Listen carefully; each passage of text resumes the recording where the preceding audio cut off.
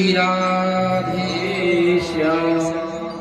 जब एक कथा विश्राम लेता है ना, तो दूसरी कथा श्रवण कराने से पूर्व भजन कराया जाता है। तो एक माता जी ने पूछा, महाराज जब एक कथा विश्राम लेवे दूसरी प्रारंभ से पहले आप भजन करवाते हैं, इसका कारण? मैंने कहा, माता कहिए तो आप वाले शब्दों में बताएं। माता जी ने कहा, महाराज हमारे शब्दों में बताएंगे तो समझ में आ जाएगा जल्दी। हमने कहा, यह बताइए आप घर में रोटी बनाती हैं? मैया ने कहा, हाँ महाराज बनाती हैं। हमने कहा, यह बताइए बनाना तो रोटी है, लेकिन बीच बीच में पैथन क्यों लगाती हैं?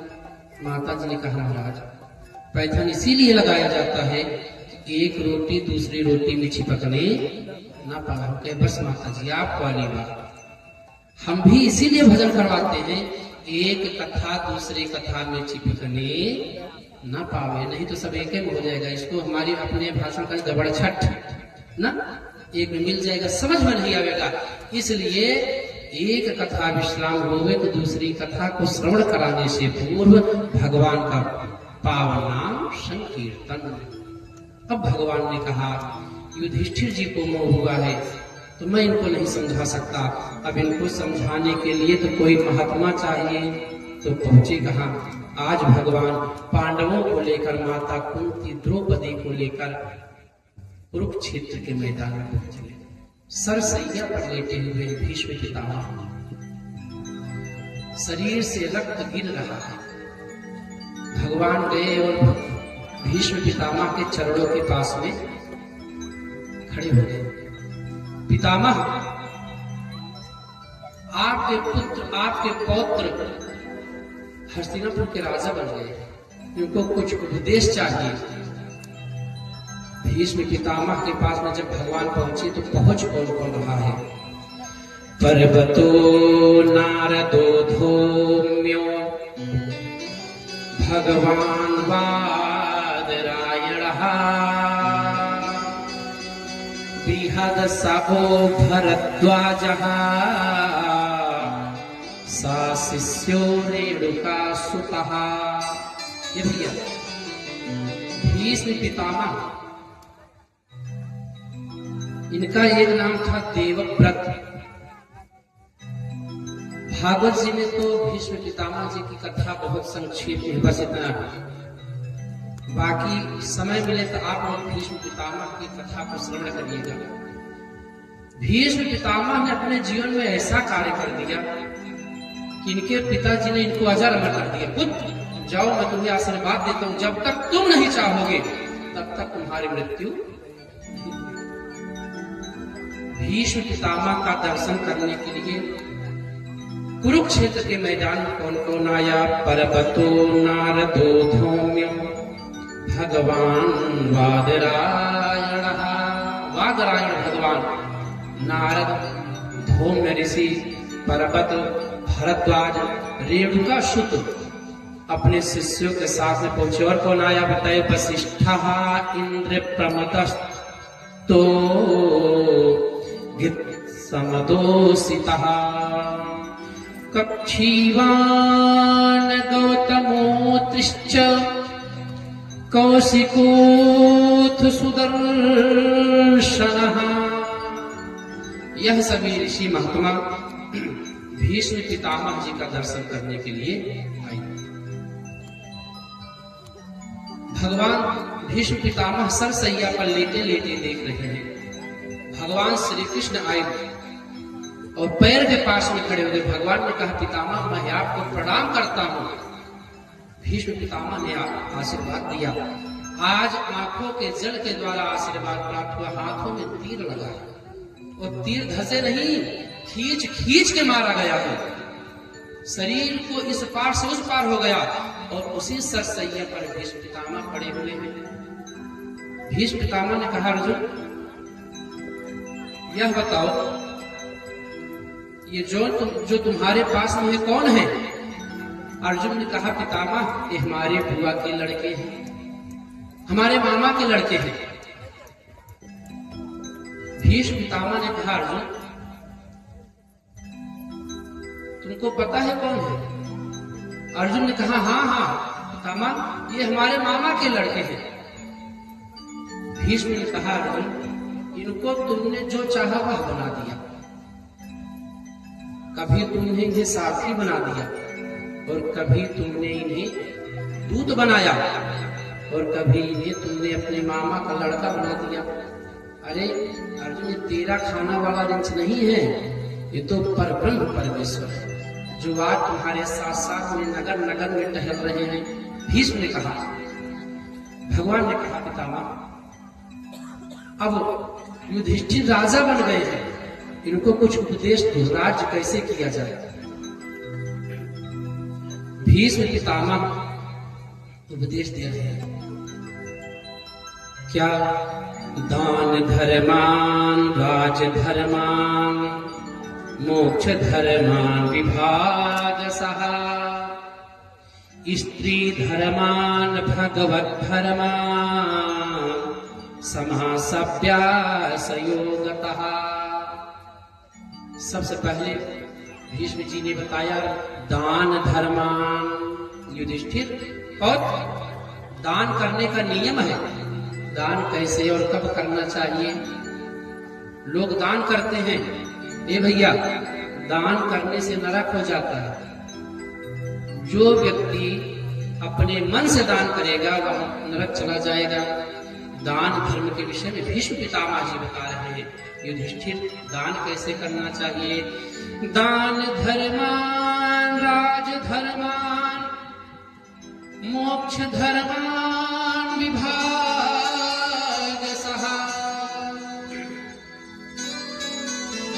बिना समय के जो दान किया जाता है उससे व्यक्ति को नरक हो जाता है। दान करने से पुण्य ही नहीं, दान करने से नरक भी हो जाता है। आप लोग भी ध्यान देकर इस कथा को श्रवण करें। दान कब करें, किसको करें, कैसे करें? तो बताया गया, काले पात्रे और स्थाने, तीन चीज का ध्यान दीजिए। दान करने से पूर्व आपको तीन बातों पर ध्यान देना है। क्या? समय क्या चल रहा है, काले समय, समय क्या चल रहा है, मैं इस समय दान कर रहा हूं। काले, स्थाने और पात्रे, मैं किसको दान कर रहा हूं। काल जैसे सूतक का समय हो, जनन शोच मरणा शोच कोई हुआ हो, घर में किसी की मृत्यु हो गई हो, उस समय यदि कोई दान कर रहा है उसको नरक हो जाएगा। उस समय दान लेना भी नहीं चाहिए और दान देना भी नहीं चाहिए। तो बताइए, काले समय का ध्यान दो।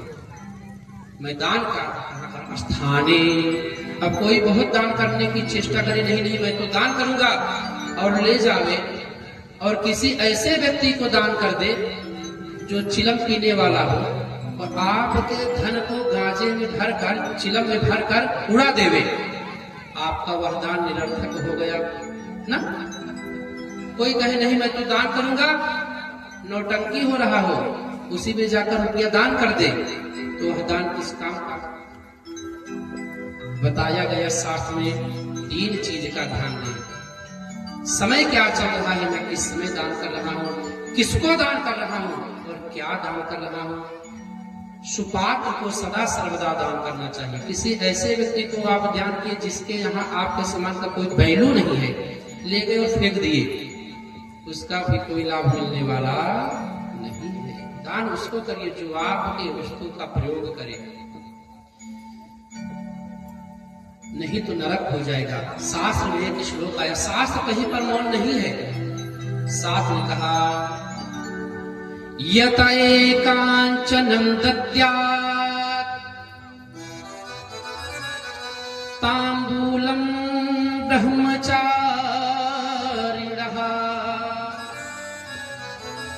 चौरानां भयं दद्यात् सा दाता नरकं व्रजेत्। कोई सन्यासी को यतये कांचनम दद्यात्, किसी यति सन्यासी को जो सोना दान करता है, स्वर्ण दान करता है, उसको नरक हो जाता है।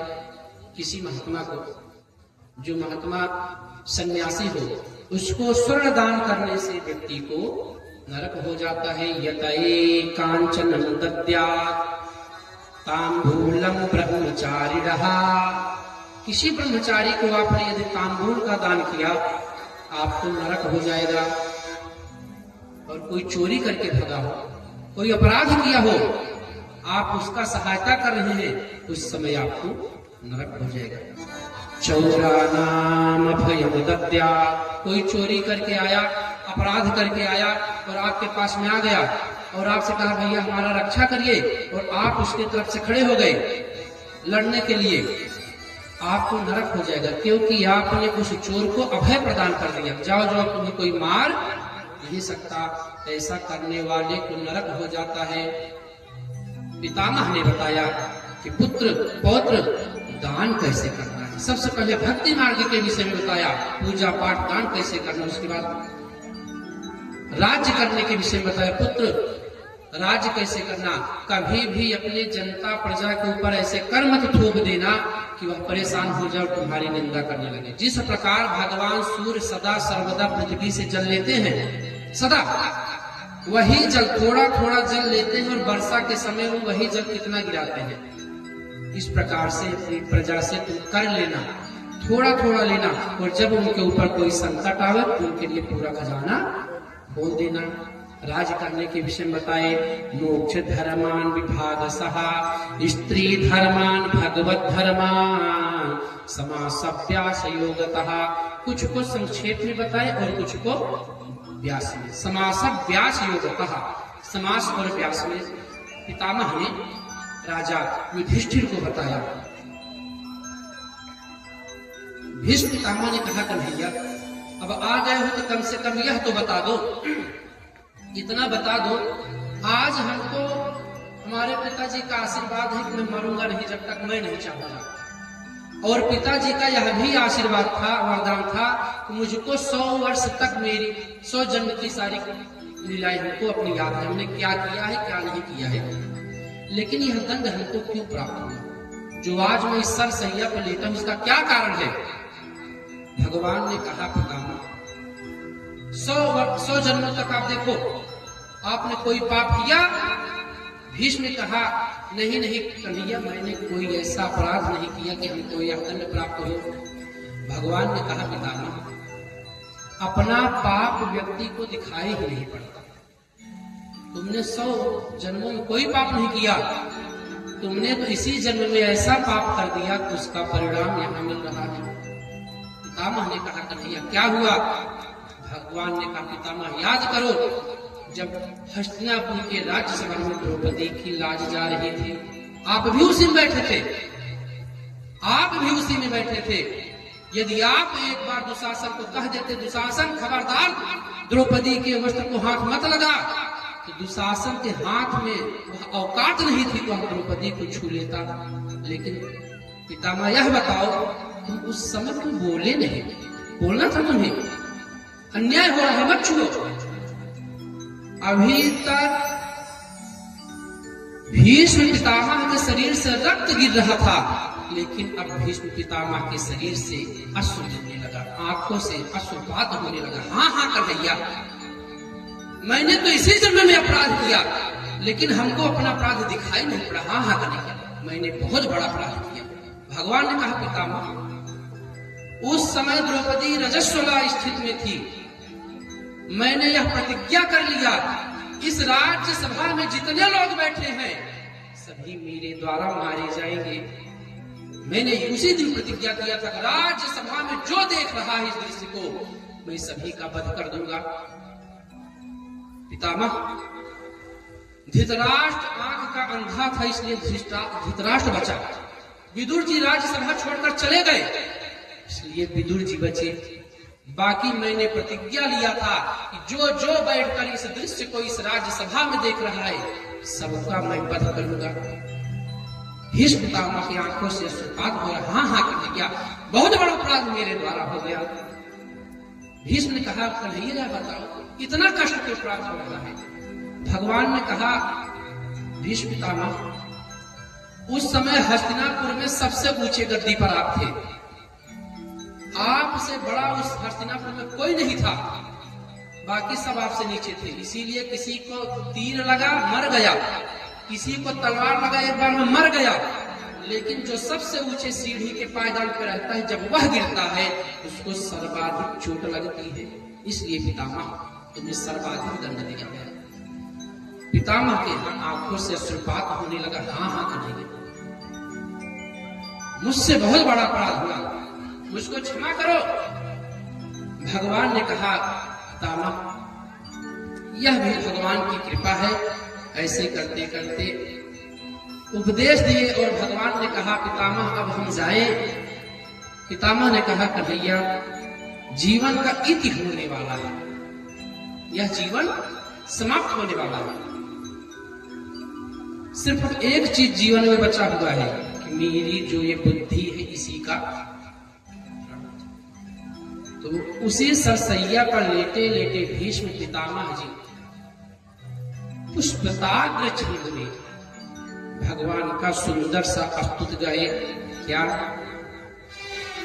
इतिमति रूप कल्पिता पितृष्णा भगवती सात्वत पुंगवे विभूम्नि स्वासुखमुपगति क्वचित् विहर्तुं प्रकृतिमुपेयुषि यद् भव प्रवाह।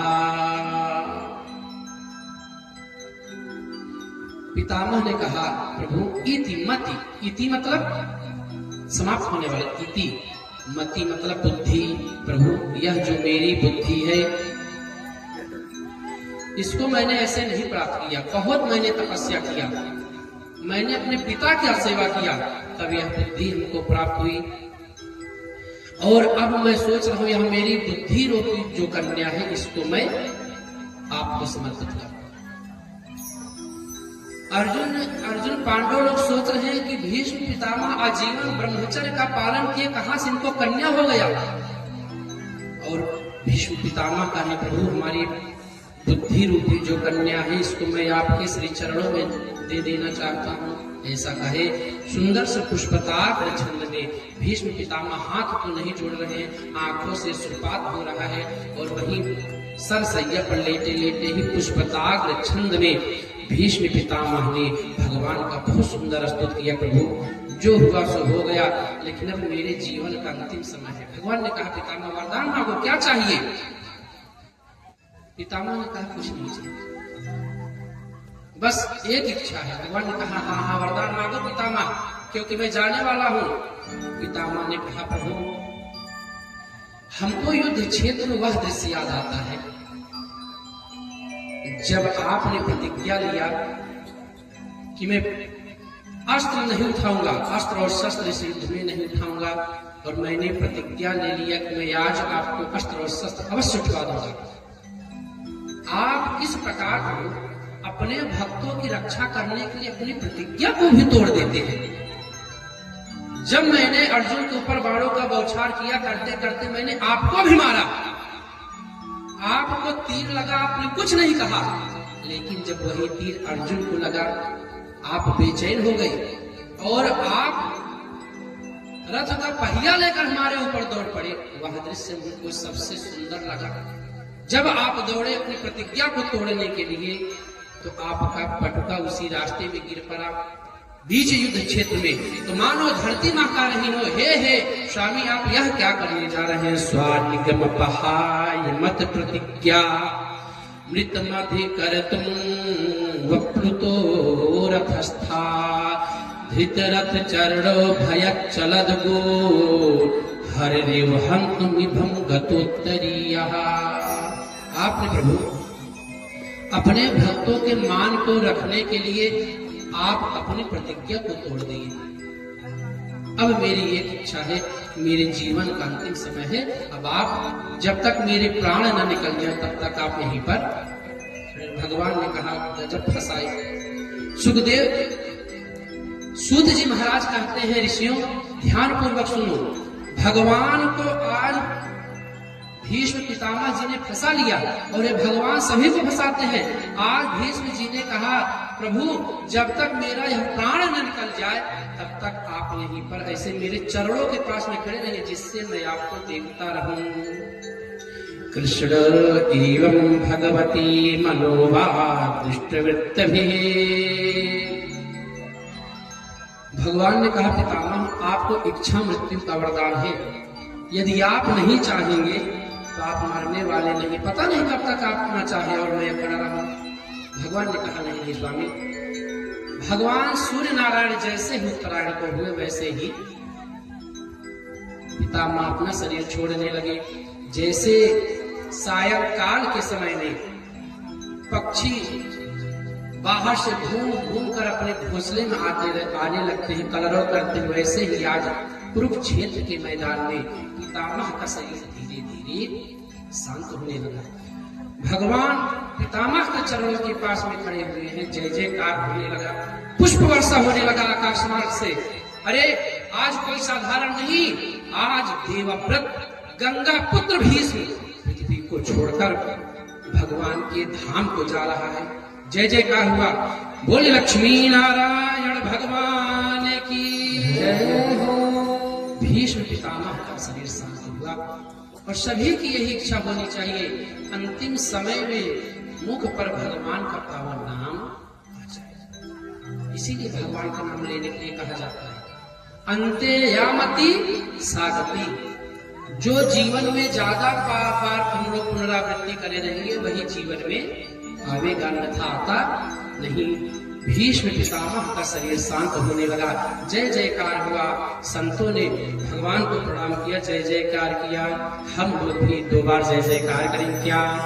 इतना तो करना स्वामी जब प्राण तन से निकले, इतना तो करना स्वामी जब प्राण तन से निकले, इतना तो करना स्वामी जब प्राण तन से निकले, इतना तो करना स्वामी जब प्राण तन से निकले। गोविंद नाम लेकर तब प्राण तन से निकले, गोविंद नाम लेकर तब प्राण तन से निकले।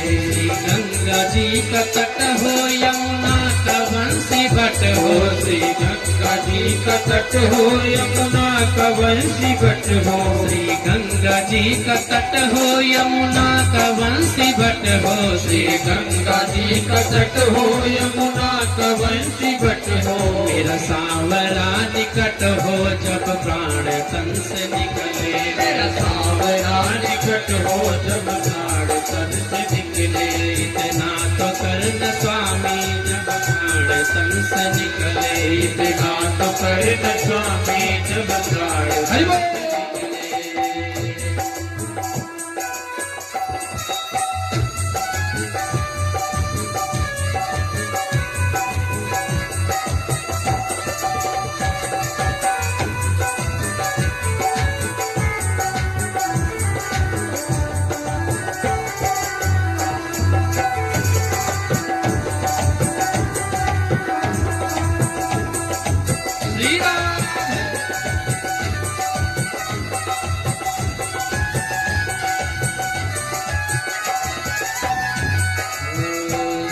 वृंदावन का फल हो मेरे मुख में तुलसी दल हो, श्री वृंदावन का फल हो मेरे मुख में तुलसी दल हो, श्री वृंदावन का फल हो मेरे मुख में तुलसी दल हो, श्री वृंदावन का फल हो मेरे मुख में तुलसी दल हो। विष्णु चरण का जल हो जब प्राण तन से निकले, विष्णु चरण का जल हो जब प्राण तन से निकले।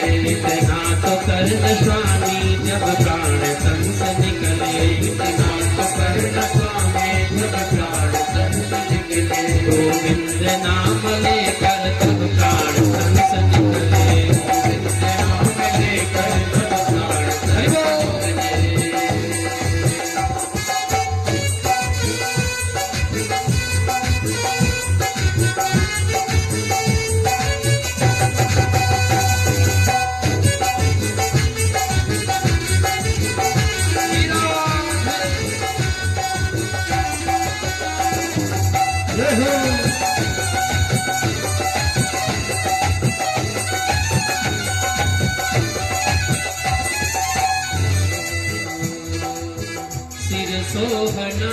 मुकुट हो मुखड़े पे काली लट हो, शोभना मुकुट हो मुखड़े पे काली लट हो, शोभना मुकुट हो मुखड़े पे काली लट हो, शोभना मुकुट हो मुखड़े पे काली लट हो। यही ध्यान मेरे घट हो जब प्राण तन से निकले, ध्यान मेरे घट हो जब प्राण तन से निकले, यही ध्यान मेरे घट हो जब प्राण तन से निकले, ध्यान मेरे घट हो जब प्राण तन से निकले। इतना तो करना स्वामी जब प्राण तन से निकले, इतना तो करना स्वामी जब प्राण तन से निकले। गोविंद नाम लेकर जब प्राण तन से निकले, गोविंद नाम लेकर जब प्राण तन से निकले।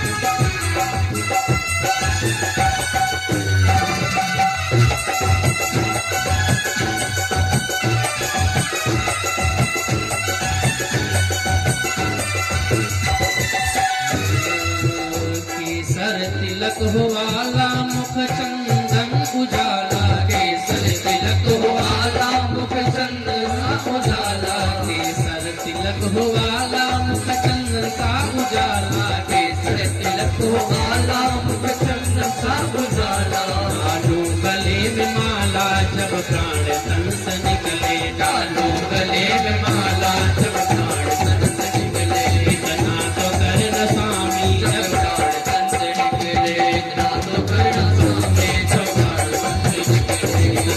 नाम लेकर जब प्राण तन से निकले, गोविंद नाम लेकर जब प्राण तन से निकले, गोविंद नाम लेकर जब प्राण तन से निकले, गोविंद नाम लेकर जब प्राण तन से निकले, गोविंद नाम लेकर जब प्राण तन से निकले, गोविंद नाम लेकर जब प्राण तन से निकले, गोविंद नाम लेकर जब प्राण तन से निकले, गोविंद नाम लेकर जब प्राण तन से निकले।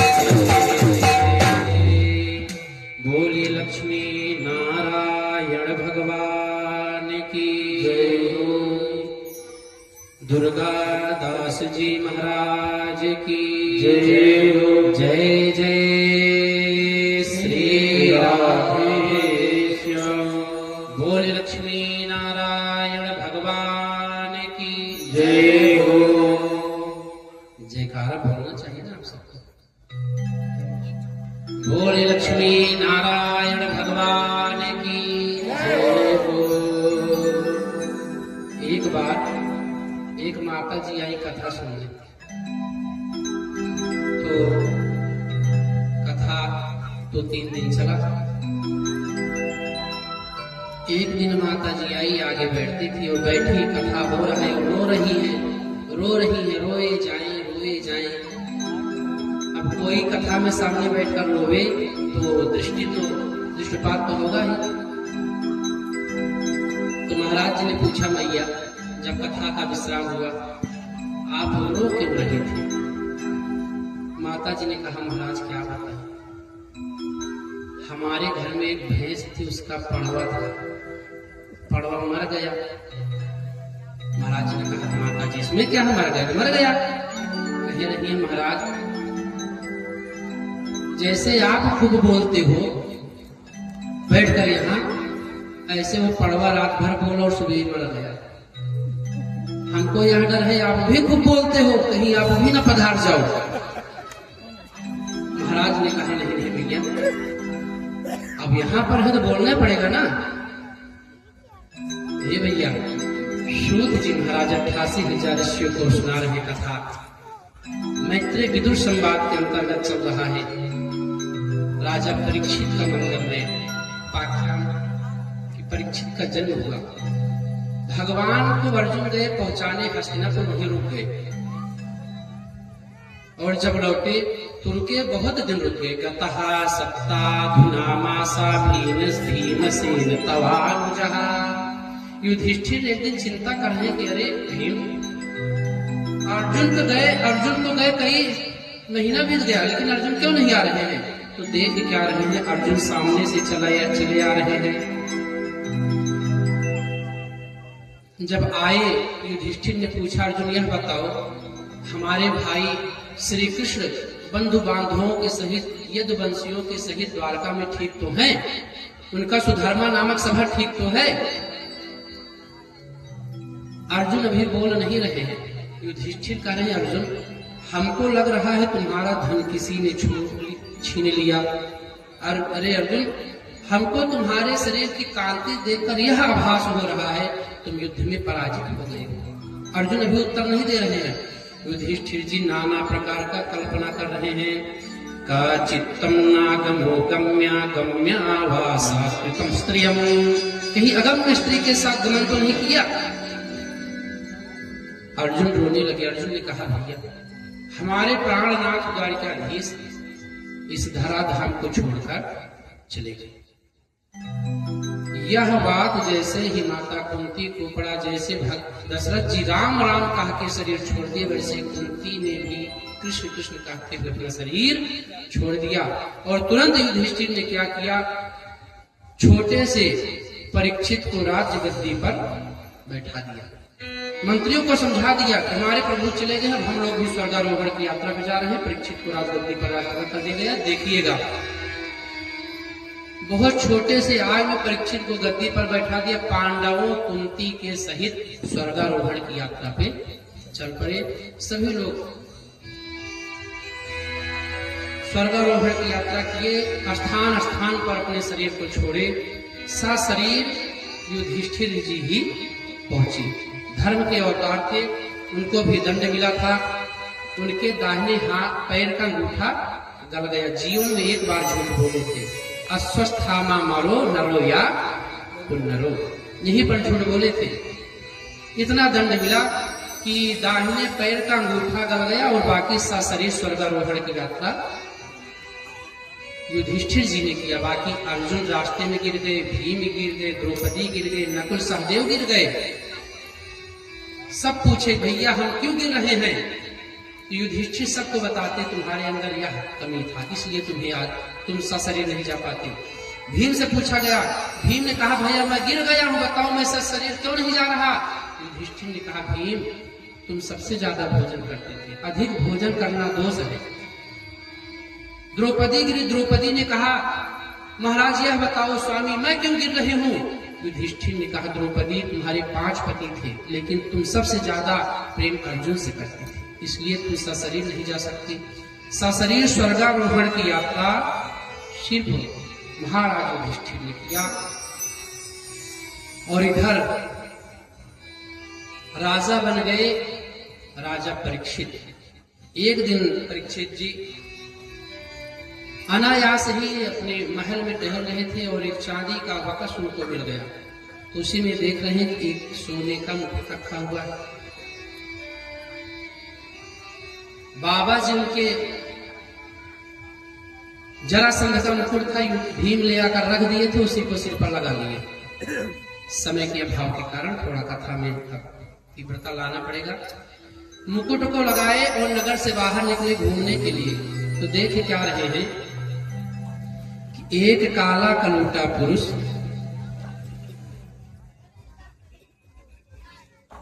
गाय और बैल को पीट रहा है।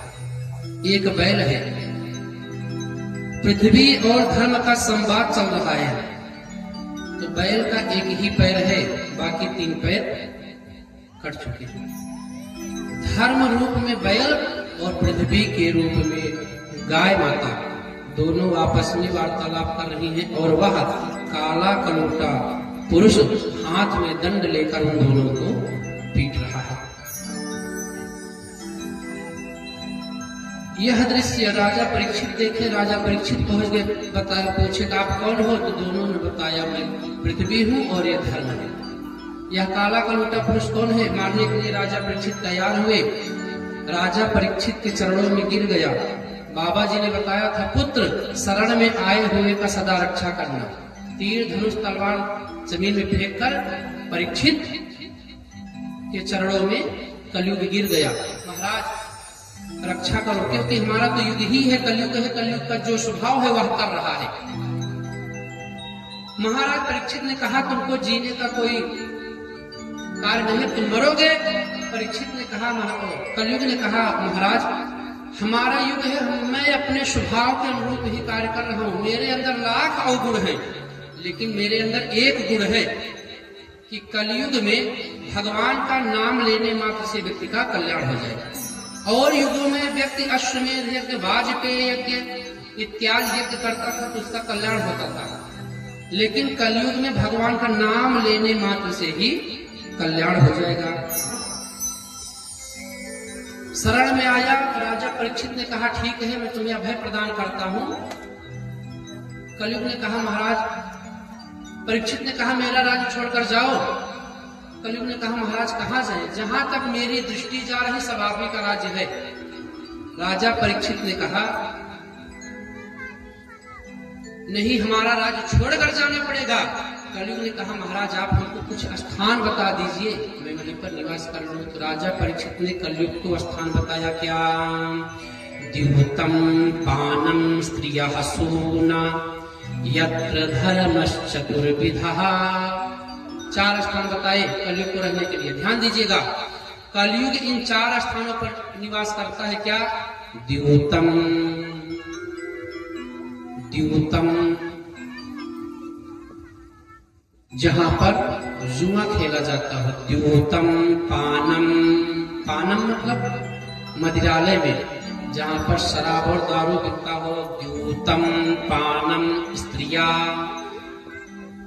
वैश्या के अंदर, वैश्यालय में भी कलयुग का वास होता है। द्युतम पानम स्त्रिया सूना यत्रा धर्मश्चतुर्विधः।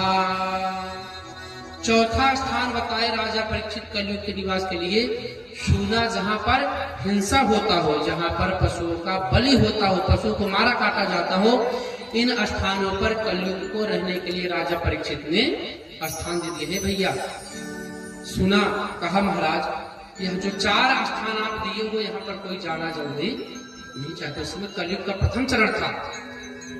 महाराज एक तो कोई सुंदर सा स्थान हमको बता देते, वहीं पर मैं अपने परिवार को लेकर रहता। राजा परीक्षित के मुख से निकल गया, क्या? पुनः जब वरदान मांगा, पुनश्च याचमानाय जात रूपम मदात् प्रभु। प्रभु इन स्थानों पर कोई जाता नहीं है। अरे कम से कम कोई सुंदर सा स्थान बता दीजिए, कोई रिश्तेदार वगैरह आओ तो उनको मैं वहां पर बैठा दूं। हमारे घर पे भी आने वाले हैं। और 4 स्थान जो आप दिए हो यहाँ पर कोई भूल से भी नहीं जाना चाहता। तो राजा परीक्षित ने कहा, ततो नृतम मदम कामम रजो वैरम च पंचमम। जाओ राजा, कलयुग अब मैं तुम्हें 5वां स्थान स्वर्ण में वास दे रहा हूं। हे भैया, राजा परीक्षित ने कलयुग को स्वर्ण में वास दे दिया। स्वर्ण में कौन सा स्वर्ण? जो अन्याय के धन के द्वारा बनवाया गया स्वर्ण होगा उसमें कलयुग का वास रहता है। चोरी किया गया जो स्वर्ण होगा उसमें कलयुग का वास होगा। बस देखना क्या था, सिर पर मुकुट लगाए हैं, इसी में कूद के बैठ गया। लो बैठा बुद्धि भ्रष्ट। राजा परीक्षित आज आखेड़ खेलने जंगल गए। जंगल आखेड़ खेलने गए तो जो राजा परीक्षित सदा सर्वदा संत महात्मा ब्राह्मण का सम्मान करता था, आज उसकी बुद्धि भ्रष्ट हो गई। भूख प्यास से व्याकुल होकर जंगल में भटकने लगे। देख क्या रहे, सामने एक आश्रम दिख रहा है। एक आश्रम दिख रहा है और उसी आश्रम में राजा परीक्षित जल पीने के लिए पहुंच गए। आश्रम है समीक मुनि का। आश्रम में पहुंच के देख क्या रहे हैं, समीक मुनि समाधि अवस्था में बैठे हैं। उन्होंने याचना किया, महाराज हमको जल पिलाइए। लेकिन जो समाधि में बैठा है वह निद्रा हुआ कैसे सुने।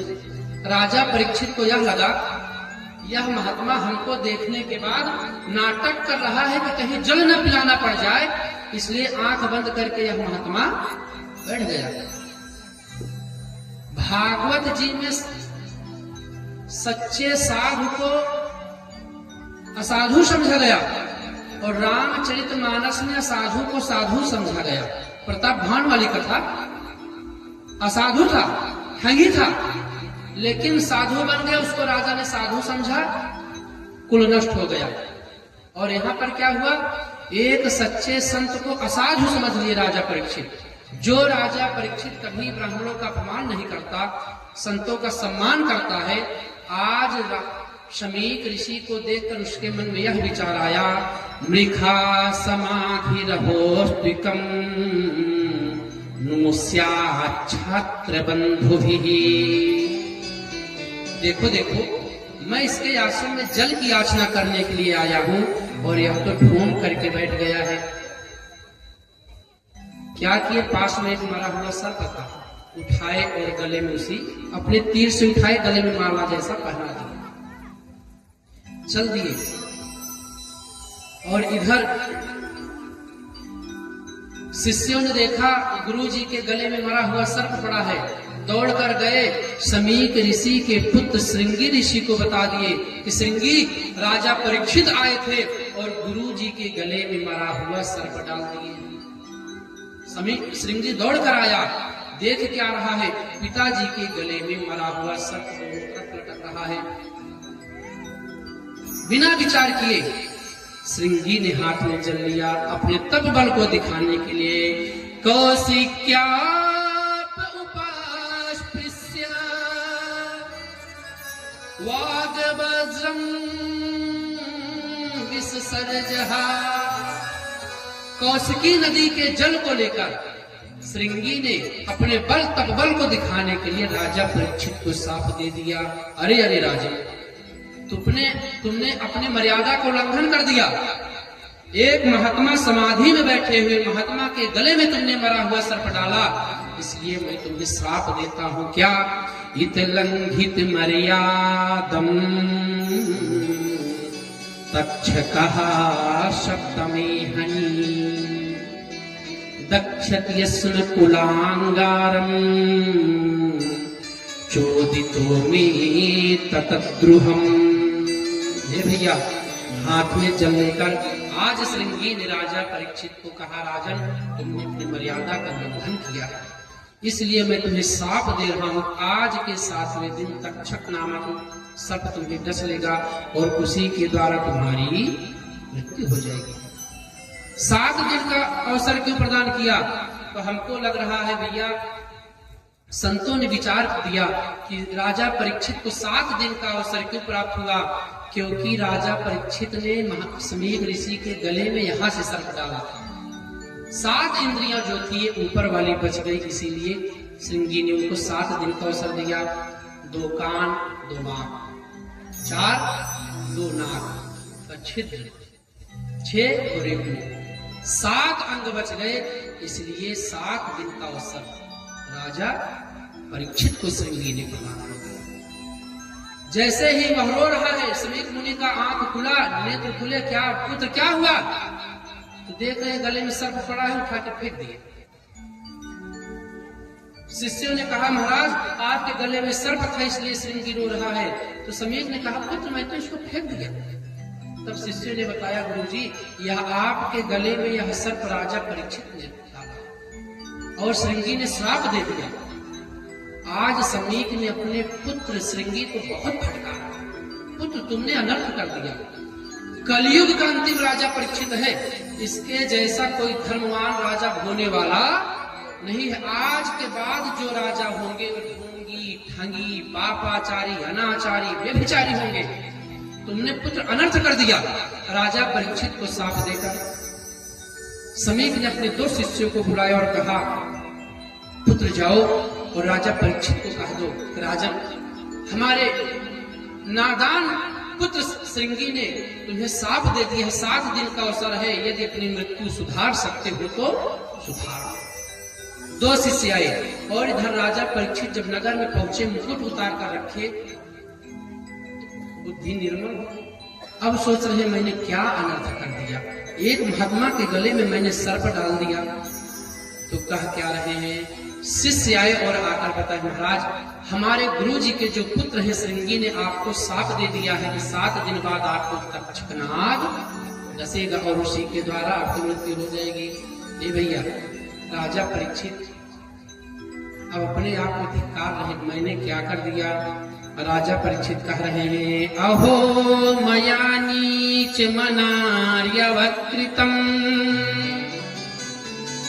निरागशी ब्रह्मणिकूढ़ चेती जसे। अरे मैंने तो नीच कर्म कर दिया। अहो मया नीच मनार्यवकृतम्, मेरे द्वारा ऐसा नीच कर्म हो गया कि मैंने एक संत के गले में मरा हुआ सर्प डाला। अरे शिष्यों, हमको तो ऐसा साप मिलना था मेरी तुरंत ही मृत्यु हो जाए, लेकिन 7 दिन का अवसर प्राप्त हुआ है, इसलिए मैं अवश्य अपने मृत्यु को सुधारना चाहूंगा। हे भैया, राजपाट अपने पुत्र जन्मेजय को दे दिए, राज तिलक हो गया और एक धोती राजा परीक्षित धारण किए और धारण करके अब सोच रही क्या करें, 7 दिन में क्या करूं मैं, कोई यज्ञ अनुष्ठान नहीं हो सकता, क्योंकि यह पता है कि सर्प से डसने वाले का अकाल मृत्यु होता है, वह प्रेत बन जाएगा। सर्प जिसको डसे, अग्नि से जो जले, फांसी लगा के जो मरे, पानी में डूब कर जो मरता है, उन सब की अकाल मृत्यु हो जाती है। राजा परीक्षित को चिंता है कि मुझको सर्प डसेगा तो मेरी अकाल मृत्यु होएगी, और अकाल मृत्यु हो गया तो निश्चित है मैं प्रेत मन में चला जाऊंगा नरक को। राजा परीक्षित सोच रहे हैं क्या करूं, कुछ नहीं सूझ रहा है, कोई यज्ञ अनुष्ठान नहीं कर सकते, 7 दिन में कौन सा यज्ञ अनुष्ठान होगा। तो राजा परीक्षित के मन में विचार आ रहा है कि क्यों ना लोग मरने के बाद गंगा जी में जाते हैं, उनका अस्थि विसर्जित किया जाता है, तो गंगा जी उनको मोक्ष प्रदान कर देती है। अरे मैं जीवित ही चला जाऊं। विचार करने, अरे गंगा जी निकली कहां से है? गंगा जी तो भगवान के चरणों से निकली है, भागवत जी में वर्णन आया। राजा परीक्षित सोच रहे हैं, या वै लसत् श्री तुलसी विमिश्र कृष्णांघ्रिणवाभ्यधिकाम्बुनेत्री पुनातिलोकानुभयत्रशेषा कस्तां न सेवेत मरीष्यमाणः।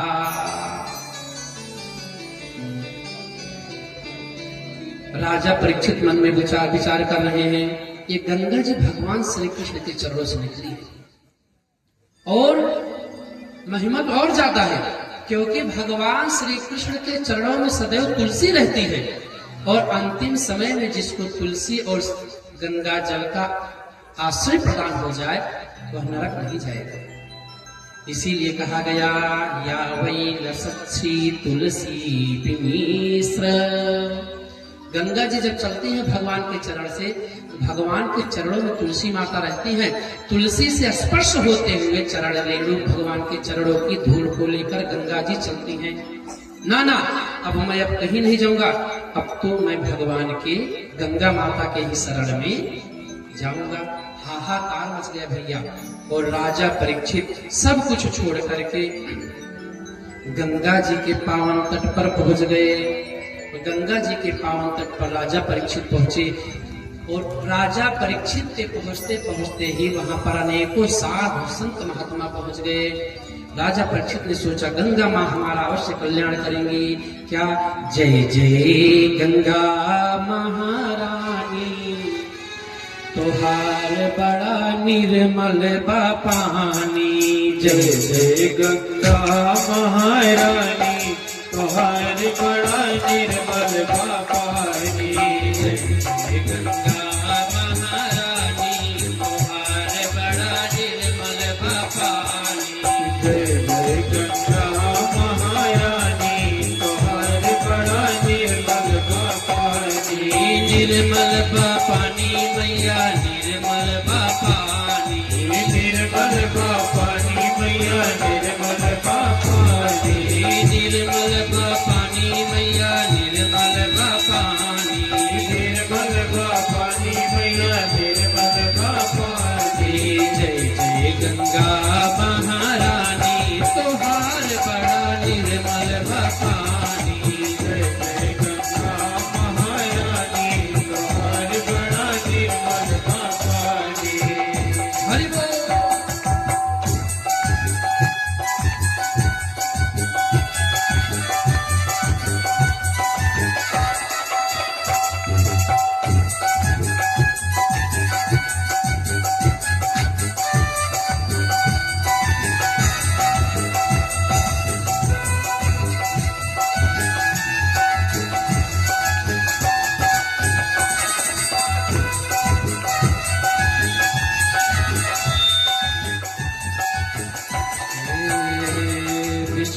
चरणों से निकली भवानी, विष्णु के चरणों से निकली भवानी, विष्णु के चरणों से निकली भवानी, विष्णु के चरणों से निकली भवानी, घर से है ब्रह्मा और ब्रह्माणी, से ब्रह्मा और ब्रह्माणी, शंकर की जटा में समानी, तोहार बड़ा निर्मल पानी। जय जय गंगा महारानी, तुम्हारे बड़ा निर्मल पानी, जय जय गंगा महारानी, तोहार बड़ा निर्मल पानी। जय जय गंगा महारानी, तुम्हारे बड़ा निर्मल पानी। जय जय गंगा महारानी, निर्मल पानी, जय जय गंगा महारानी, तुम्हारे बड़ा निर्मल पानी भैया, निर्मल पानी, निर्मल पानी भैया, निर्मल पानी, निर्मल पानी भैया, निर्मल पानी। निर्मल पानी भैया, निर्मल पानी, जय जय गंगा महारानी, तोहार बड़ा निर्मल पानी। जय जय गंगा महारानी, तुम्हारे बड़ा निर्मल पानी, तोहार बड़ा निर्मल पानी। परीक्षित ने सोचा कहीं जाने से बढ़िया है माता गंगा जी के शरण में पहुंचे। हे भैया, पहुंच गए तो देख क्या रहे वहां पर संत महात्मा पहले से पहुंच गए। हम सभी विचार कर रहे हैं कि क्या क्या किया जाए और कैसे किया जाए कि राजा परीक्षित को 7 दिन में इनकी मृत्यु सुधर जाए। सभी बैठ बैठकर विचार कर रहे हैं। अत्रि वसिष्ठश्चैव शरद्वान् नारिष्ट नेमिर्भिगुरंगिराश्च पारासरोगाधिसुतोऽथ राम उतथ्य इंद्र प्रमदेद्न बाहो। अत्रि वसिष्ठ अंगिरा पुनः पुनश्च क्रतु। सभी महात्मा आए हुए हैं। व्यास जी के पिताजी भी आए हैं, शक्ति और पराशर जी महाराज पधारे। मेधा तिथिल देवल आष्ट शेरो भारद्वाजो गौतम पिप्लाद। भरद्वाज ऋषि, पिप्लाद मुनि, गौतम ऋषि आए हुए हैं। सभी विचार कर रहे हैं क्या किया जाए। तो राजा परीक्षित सोच रहे हैं, ब्राह्मण ने श्राप दिया है, हमारे ऊपर उपकार कर दिया। आज इतने संतों का दर्शन मैं एक साथ कर रहा हूँ। अगर मैं इतने संतों का दर्शन चाहता तो पूरा जीवन बीत जाता, मैं इनका दर्शन न कर पाता। कभी कभी श्राप भी वरदान साबित हो जाता है। आज राजा परीक्षित श्रृंगी के श्राप को वरदान मान रहे कि हे ब्राह्मण कुमार, आपने बहुत सुंदर किया कि आज एक साथ में इतने संतों का दर्शन हो गया। कह रहे हैं, अहो वयम धन्य तना तमह नृपाणा महत्तमानुग्रहणीयशीला। मैं धन्य हूँ कि एक साथ में इतने संतों का दर्शन हो गया। ये भैया, लेकिन समस्या है परीक्षित का उद्धार कैसे हो। देखते ही देखते उन्हीं संतों के बीच में तत्राभवद् भगवान व्यासपुत्रो यद्रेक्षया गामट मानो नपेक्षा। उसी संतों के बीच में कौन उत्पन्न हो गया? तत्रा अभवद् भगवान व्यासपुत्र। भगवान व्यास जी के पुत्र सुखदेव जी उसी सभा में प्रकट हो गए। दिगंबरम वक्त्र विकीर्ण केशम प्रलंब बाहुं समरोत्तमाभम। दिगंबर है, कुछ पहने नहीं है, एक कौपीन धारण किए हुए, शरीर पर एक यज्ञोपवीत है, बाल बिखरे हुए हैं, घुंघराले घुंघराले बाल सुखदेव जी महाराज के चेहरे पर टहल रहे हैं। वक्त्र विकीर्ण केशः, बाल फैले हुए हैं, सुंदर छवि का वर्णन कर रहे हैं। सा विष्णुरातो तिथिया आगताय तस्मै सपर्यस सज्जहार। दौड़कर राजा परीक्षित ने सुखदेव जी महाराज के लिए बालू इकट्ठा किया और इकट्ठा करके तुषा का आसन दे दिया।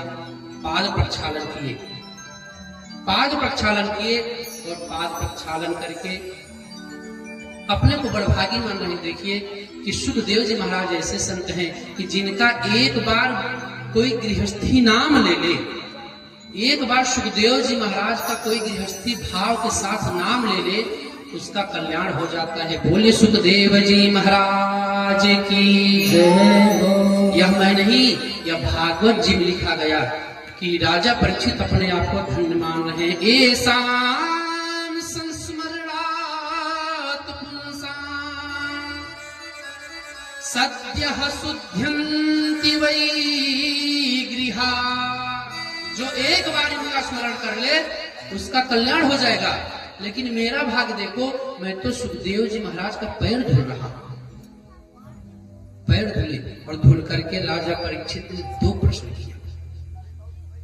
प्रश्न हो रहा है वह आज श्रीमद् भागवत कथा के प्रथम स्कंध में सुखदेव जी महाराज से राजा परीक्षित 2 प्रश्न करेंगे, क्योंकि घड़ी ने जवाब दे दिया है, हम ज्यादा हो चुके हैं। बाकी की कथा कल श्रवण कराएंगे आपको कि राजा परीक्षित 2 प्रश्न कर रहे हैं। दोनों प्रश्न आप लोग याद करके जाइएगा। कल आप लोग आवेंगे तो आपसे यही प्रश्न पूछेंगे। इसी 2 प्रश्न पर श्रीमद् भागवत में 335 अध्याय, 12 स्कंद और 18,000 श्लोक हैं। 18,000 श्लोक, 12 स्कंध और 335 अध्याय। इसी 2 प्रश्न पर प्रश्न क्या है?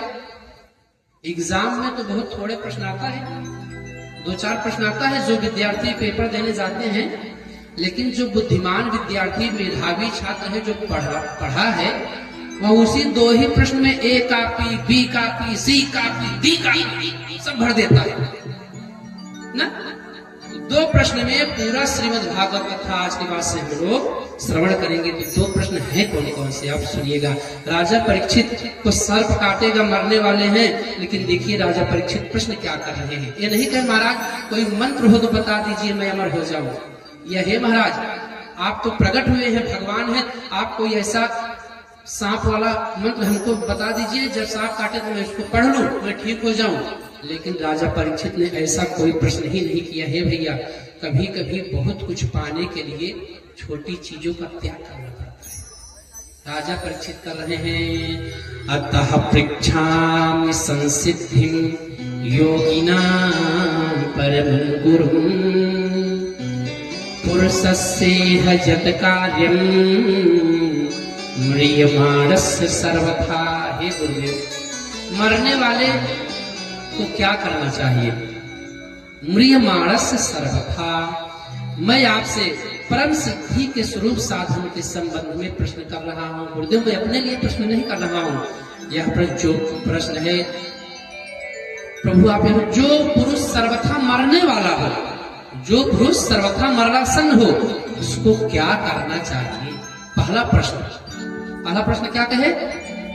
जो व्यक्ति सर्वथा मरणासन्न हो, जिसको पता है कि मैं मर जाऊंगा, उसको क्या करना चाहिए? पहला प्रश्न सुखदेव जी महाराज से राजा परीक्षित ने किया, और दूसरा प्रश्न राजा परीक्षित से सुखदेव जी महाराज राजा परीक्षित से कर रहे क्या?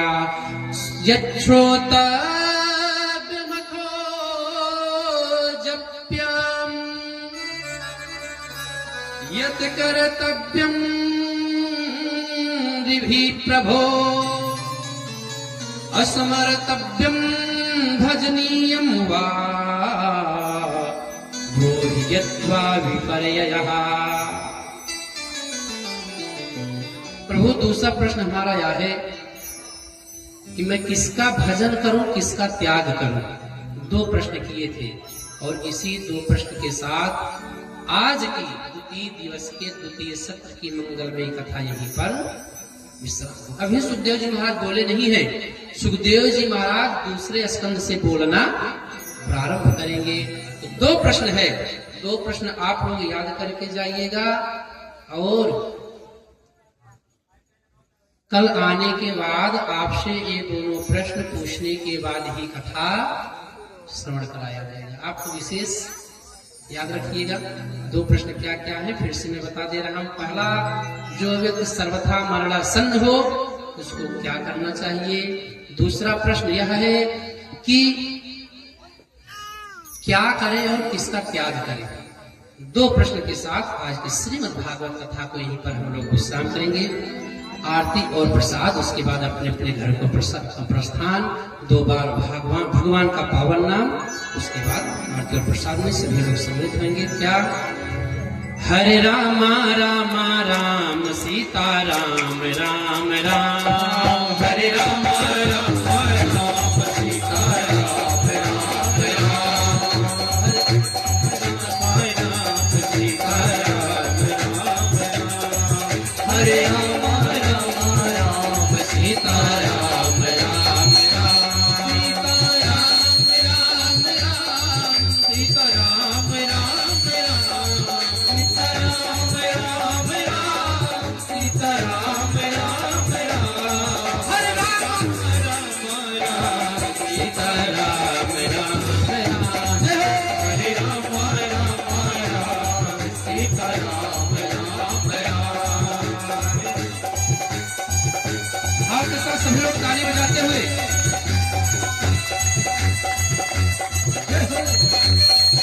श्री राधे।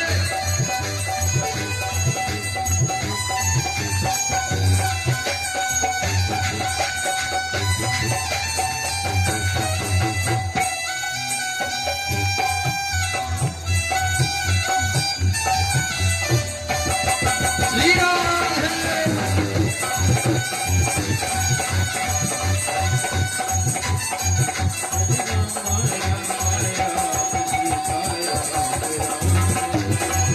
हरे राम राम राम सीता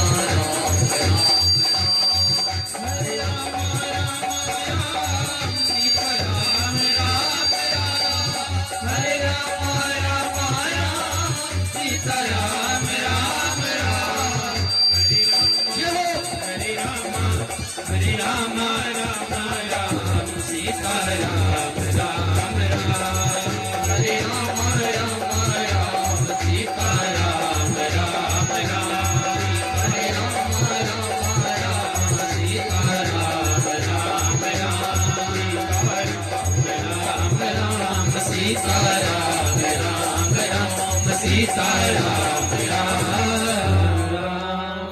बोलिए लक्ष्मी नारायण भगवान की जय हो। अरे और तेज बोलिए ना आप लोग। श्री कनक बिहारी सरकार की भोजन करके नहीं आए क्या आप लोग? हम लोग नहीं कहिए हैं, बात तो सही है, लेकिन आपका हम नहीं बता सकते। बोलिए अयोध्या राम लला की जय हो। जैसे लग रहा है सो रहे हैं सभी। अरे थोड़ा ऐसा लगाइए जो सो रहे हो उनके पास तक आवाज पहुंच जावे कि आरती होने वाली रात में आना चाहे ता जाए। बोलिए श्री दुर्गा दास जी महाराज की, ग्राम देवता की। सच बताएं, आपसे ज्यादा तेज तो पीछे वाले भैया लोग बोलेंगे जो खड़े हैं। बेशक उनकी संख्या कम है, लेकिन आपसे तेज बोलेंगे। एक बार सभी लोग मिलकर भागवत भगवान की जय जय श्री राम। आइए भाव के साथ भगवान के मंगल में आरती में सम्मिलित होते हैं। हरि ओम इदगं हवे प्रजननं मे सुदेवगुं सर्वगुणगुं स्वस्तात्मसनिप्रदासनिकसुष्पशनि लोकसंभजसनि अग्निप्रदां बहुदां मे करोत्तन्नं तयोरेतोऽस्मासु धत्तः। कृष्ण जी की आरती, बलदाऊ जी की आरती, कृष्ण जी की आरती, बलदाऊ जी की आरती, कृष्ण जी की आरती, बलदाऊ जी की आरती, कृष्ण जी की आरती, बलदाऊ जी की आरती। आओ हम सब गाएं सबको पाने की आरती, आओ हमने सबको मानो की आरती, आओ हम सब गाएं सबको पाने की आरती, आओ हम गाए तो माने की आरती।